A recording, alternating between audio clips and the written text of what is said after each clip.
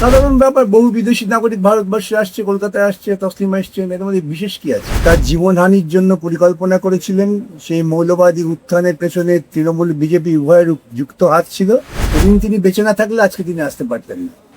বামফ্রন্ট সরকার নির্বিঘ্নে তার জীবনের নিরাপত্তা দিয়ে তাকে নিরাপদ জায়গায় পাঠিয়ে দিয়েছিলেন।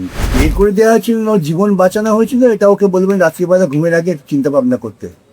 বিজেপি একটা মৌলবাদী দল, আমি তো এটা ধারাবাহিকভাবে বলে আসছি। গোয়েন্দা দপ্তর, পুলিশ দপ্তর, তারা যদি ঘুমন তাহলে এইসব বাকি অর্পিতা সরকারের নাম উঠে এসছে। ওখানে যদি সোফিয়া খাতুনের নাম আসতো তাহলে হয়তো বিজেপি ল্যাস্ট নাচানাচি করতো। একজন শিল্পী আসবেন, শুভেন্দুবাবু তার নিরাপত্তা ব্যবস্থা করবেন, এটা আমরা খুশি হওয়া উচিত। তো এটা ওদের তো কত গুন্ডা বাহিনী আছে, তাদের রাস্তায় নাম আপনার দেখি। নিজেরা আন্দোলন করতে পারছেন না কেন? আন্দোলন করার মতো নৈতিক জোর ওদের নেই। 500 কেস দিন, পঞ্চায়েতে দিয়ে ওরা কেন আটকে আছেন? আইনি সহায়তার জন্য যারাই আমার কাছে আসবে তাদের কাছে সহায়তা তো। বিজেপি সরকার তাদের ক্ষমতা আসার পর থেকেই যে কাজটা তারা ধারাবাহিকভাবে করছেন তা হচ্ছে দুর্নীতি। আমি আজকে দেখাতে পারি আমার এই ফেসবুকে প্রধানমন্ত্রী অন্ধভক্তরা কিরকম গালাগালি করেছে, গালাগালি না খিস্তি। আমরা একসময় শুনেছিলাম যে মমতার নাকি একটা মন্দির তৈরি হচ্ছিল দমদমে, কি পরিণতি হয়েছে? দিদি কেন বিদেশ যাচ্ছেন, কেন বিদেশ যাবেন না, এইসব প্রশ্নের জবাব আমি দেবো কি করে? আমি তো তারা পরামর্শদাতা বলবো। স্যার, দীর্ঘ 19 বছর পর তসলিমা নাসরিন কলকাতায় এলেন, বিষয়টিকে কিভাবে দেখছেন? সাধারণ ব্যাপার, বহু বিদেশি নাগরিক ভারতবর্ষে আসছে, কলকাতায় আসছে, তসলিমা এসছেন, এর মধ্যে বিশেষ কি আছে? আমি তার মধ্যে কোনো বিশেষত্ব খুঁজে পাই না। একটাই বিশেষত্ব যে তিনি যখন আগে কলকাতায় ছিলেন তখন মৌলবাদীরা তাকে তার জীবনহানির জন্য পরিকল্পনা করেছিলেন। সেই মৌলবাদী উত্থানের পেছনে তৃণমূল বিজেপি উভয়ের যুক্ত হাত ছিল। বামফ্রন্ট সরকার নির্বিঘ্নে তার জীবনের নিরাপত্তা দিয়ে তাকে নিরাপদ জায়গায় পাঠিয়ে দিয়েছিলেন। এটা একটা অত্যন্ত গুরুত্বপূর্ণ কাজ যেটা বামফ্রন্ট করেছিল, এটা উপলব্ধি করতে হবে। সেদিন তিনি বেঁচে না থাকলে আজকে তিনি আসতে পারতেন না। কিন্তু তার মুখ থেকে বারবার আমরা একটা অভিমানের সুর শুনতে পাই যে বামফ্রন্ট আমলেই তাকে বের করে দেওয়া হয়েছিল। বের করে দেওয়া হয়েছিল, ওর জীবন বাঁচানো হয়েছিল, এটা ওকে বলবেন রাত্রিবেলা ঘুমের আগে চিন্তা ভাবনা করতে। এই রাজ্যে মুখ্যমন্ত্রীর যে আত্মসহায়ক, সে দিবালোকে খুন হয়ে যায়। সেখানে মৌলবাদী ওই রকম উত্তরের সময় কে কোথায় খুন হয়ে যেত তার কোনো গ্যারেন্টি আছে নাকি? বামফ্রন্ট বরং তার জীবনের নিরাপত্তা নিশ্চিত করেছে, যেটা একটা সরকারের মৌলিক কাজ ছিল। স্যার, আপনি খুনের কথাটা তুললেন চন্দ্রনাথের। ওখানে তো স্যার একটা যে দুজন ভাই খুন করেছেন বলে অভিযুক্ত, তাদের সঙ্গে একটা বিজেপির সম্পর্ক। সবটাই তো বিজেপি একটা মৌলবাদী দল, আপনারা এটা বুঝতে পারছেন না কেন? বিজেপি একটা মৌলবাদী দল, আমি তো এটা ধারাবাহিকভাবে বলে আসছি। তারা মানুষের মধ্যে ধর্মীয় বিভাজন তৈরি করছে, যেটা মৌলবাদীরা পাবে। স্যার, এইদিকে হামিম মন্ডল, যাকে গ্রেপ্তার করা হয়েছে জঙ্গি অভিযুক্ততে, সেই বিষয়টা নিয়ে কি বলবেন? তিনি কি বলবো, জঙ্গি গ্রেপ্তার হয়েছে, যারা তদন্ত করছেন তারা বলবেন। না, এদিকে 24 বছর ধরে তিনি এখানে ছিলেন হাওড়ায়, এবং হতেই পারে আমাদের গোয়েন্দা দপ্তরের চূড়ান্ত ব্যর্থতা। গোয়েন্দা দপ্তর, পুলিশ দপ্তর, তারা যদি ঘুমন তাহলে এইসব হবে। এবং ওনার যে সঙ্গী অর্পিতা সরকার, ওনার নামও উঠে আসছে, এবং উনি বাকি অর্পিতা সরকারের নাম উঠে এসছে। ওখানে যদি সোফিয়া খাতুনের নাম আসতো তাহলে হয়তো বিজেপি ল্যাস্ট নাচানাচি করতো। এবং সরকার পক্ষের লোক বলছে যে মানে লাভ জিহাদ এই প্রসঙ্গটাকে বারবার তুলে আনছে। ওরা সরকার পক্ষে যারা বলছে তাদের জিজ্ঞেস করবেন তো লাভ বলতে ওরা কি বোঝে এবং জিহাদ বলতে কি বোঝে। এই দুটো শব্দ তো পাশাপাশি যায় না। তো ওরা যেহেতু মৌলবাদী চিন্তায় ওরা নিজেদের দীক্ষিত করেছেন, ওরা সবকিছুর পেছনে একটা জিহাদ খুঁজে বেড়ান। কিন্তু আমি জানি না, ক্ষমা করবেন, জিহাদের যে অর্থ সেটা ওরা জানেন কিনা। এদিকে শুভেন্দু অধিকারী বলেছেন তসলিমা নাসরিন প্রসঙ্গে যে তিনি যখন খুশি এখানে আসতে পারেন। তিনি শুধুমাত্র মুখ্যমন্ত্রী নন, পুলিশ মন্ত্রী এবং তথ্য সংস্কৃতি দপ্তরেরও মন্ত্রী। এই যে বারবার তিনি আসুন না, আমি তো খুশি হবে, কেন আসবেন না? একজন শিল্পী আসবেন, শুভেন্দুবাবু তার নিরাপত্তা ব্যবস্থা করবেন, এটা আমরা খুশি হওয়া উচিত। তো এটা সেটাই উনি করতে পারেন, তো উনি যথাযথ ভূমিকা পালন করবেন, কোনো অসুবিধা নেই।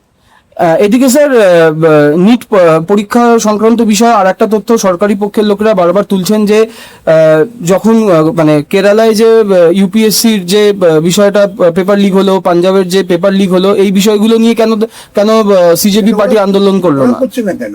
সব আন্দোলন কে কি করবে ওদের ঠিক করে আন্দোলন করুন। ওদের তো কত গুন্ডা বাহিনী আছে, তাদের রাস্তায় নামাক না দেখি। রাস্তায় নামতে গেলে নৈতিক জোর দরকার। তো ওদের কেউ বাধা দিয়েছিল যে তোমরা ওই আন্দোলন করো না? নিজেরা আন্দোলন করতে পারছেন না কেন? আন্দোলন করার মতো নৈতিক জোর ওদের নেই। আর অন্য কেউ আন্দোলন করলে তখন বলে অমুক সময় করেননি কেন, তমুক সময় করেননি কেন। এই সমস্ত অর্বাচীনদের কথা এই নিয়ে আলোচনা করা। স্যার শ্রীলেখা মিত্তর নাম এই কটা দিনে বেশ নতুন করে আবার উঠে এসেছে, একটি বিতর্ক তৈরি হয়েছে এবং সরকারি পক্ষের মানুষরা প্রায় 50টি মতো কেস ওনাকে দিয়েছেন। 500 কেস দিন, 50টা দিয়ে ওরা কেন আটকে আছেন? ওদের উচিত 500 কেস দেওয়া সিলেকার বিরুদ্ধে। স্যার আপনি এর আগেও বলেছেন দেবরাজ প্রসঙ্গ আমরা দেখেছি আপনি তার পক্ষে লড়েছেন এবং আপনি বিভিন্ন ইন্টারভিউতে বলেছেন প্রয়োজন পড়লে ব্যক্তি আক্রমণের ক্ষেত্রে আপনি মমতা বন্দ্যোপাধ্যায় তথা অভিষেক বন্দ্যোপাধ্যায়ের পক্ষেও লড়বেন। সেক্ষেত্রে কি শ্রীলেখা মিত্রর পক্ষেও আপনি লড়তে পারেন? কেন বলবো না? প্রত্যেক মানুষের আইনি সহায়তা পাওয়ার অধিকার আছে। আইনি সহায়তার জন্য যারাই আমার কাছে আসবে তাদের কাছে সহায়তা দেবো। স্যার এই মুহূর্তে আমাদের প্রধানমন্ত্রী বারবার ফেসবুক লাইভে এসে কথা বলছেন এবং তিনি রিসেন্টলি বলেছেন যে তিনি সিজেপি ছাত্রদেরকে ক্ষমা করে দিয়েছেন তারা যে কুরুচিকর মন্তব্য করেছেন, কিন্তু একটা বিষয় উনি উল্লেখ করেছেন তার মাকেও মানে মানে বাজে যে কথাগুলো বলা হয়েছে এই বিষয়টি উনি বারবার লক্ষ্য করে বলছেন যে বারবার ওনার আশা ফেসবুক লাইভে এবং এই বিষয়টি কিভাবে দেখছেন? কারণ প্রায় 152টি পেপার লিক, তার তো কোনো সুরাও এখন আমরা দেখতে পাচ্ছি না। দেখুন, বিজেপি সরকার তাদের ক্ষমতা আসার পর থেকেই যে কাজটা তারা ধারাবাহিকভাবে করছেন তা হচ্ছে দুর্নীতি, আত্মপ্রচার। ভারতবর্ষের যে প্রিন্সিপাল মিডিয়া তার 80% নিয়ন্ত্রণ করছেন আদানি আম্বানি। ওদের খুব ফুর্তি ছিল। এখন যেহেতু আপনাদের মতো ছোটখাটো পোর্টালগুলো আছে তাদের মাধ্যমে ভিন্ন কণ্ঠস্বর বেরোচ্ছে, তাই ওদের ভয় শুরু হয়ে গেছে। আমি আজকে দেখাতে পারি আমার এই ফেসবুকে প্রধানমন্ত্রী অন্ধভক্তরা কিরকম গালাগালি করেছে। গালাগালি না, খিস্তি। আমি কালীঘাটে থাকতাম, আমাদের কালীঘাটে নির্দিষ্ট কিছু অঞ্চল আছে, সেখানকার ছেলেরা এই সমস্ত কথা বলতেন, আমাকে দেখে তারা ভয় পেয়ে যেতেন, বলতেন না। কিন্তু সমাজ মাধ্যমে বিজেপি RSS তাদের ভক্তরা যে শব্দ ব্যবহার করছেন এটিকে ভারতবর্ষের প্রধানমন্ত্রী অনুপ্রেরণাহীন। আমি তো বললাম ভারতবর্ষের প্রধানমন্ত্রী অনুপ্রেরণাতেই ওরা এইসব কথা বলছে। আর আজকে যখন এই পাল্টা সিজেপি ইত্যাদি, প্রথমত কাউকে আক্রমণ করা উচিত না, কারো মা, কারো বোন, কারো ভাই আক্রমণ করা উচিত না। কিন্তু এই ট্রেনিংটা তো দিয়েছে বিজেপির IT সেল।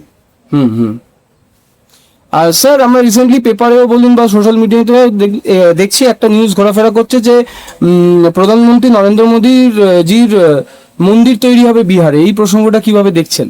আমরা একসময় শুনেছিলাম যে মমতার নাকি একটা মন্দির তৈরি হচ্ছিল দমদমে। কি পরিণতি হয়েছে? কি পরিণতি হবে? স্যার অভিষেক বন্দ্যোপাধ্যায় বারবার চেষ্টা করছেন বিদেশে যাওয়ার, সুপ্রিম কোর্টে যাবেন বলেছেন, যেহেতু হাইকোর্ট থেকে তার এই প্রস্তাব বারবার নাকচ করে দেওয়া হচ্ছে। তিনি কেন বারবার বিদেশ যাওয়ার জন্য উঠে পড়ে লেগেছেন বলে মনে করছেন? তিনি বিদেশ যাবেন কেন আমি কি করে বলবো? তিনি বলছেন তার চোখের জন্য। জিজ্ঞাসা করুন, এই অদ্ভুত প্রশ্ন। কোর্ট স্যার রায় দিয়েছে যে এখানেও চিকিৎসা করবেন। আচ্ছা, আপনি ওই ভদ্রমহিলা তিনি এসব খাচ্ছিলেন, কেন খাচ্ছিলেন বলুন, এটা প্রশ্ন নাকি? স্যার এই জায়গা থেকে জানার চেষ্টা করছিলাম বিষয়টা, যেহেতু আমাদের হাইকোর্ট রায় দিয়েছেন যে এখানে রায় দিয়েছেন, হাইকোর্টের রায়টা পড়লি যা বলা বুঝতে পারবেন আপনি। তিনি কেন বিদেশ যাচ্ছেন, কেন বিদেশ যাবেন না, এইসব প্রশ্নের জবাব আমি দেবো কি করে? আমি তো তারা পরামর্শ দাদা বলবো। Thank you sir.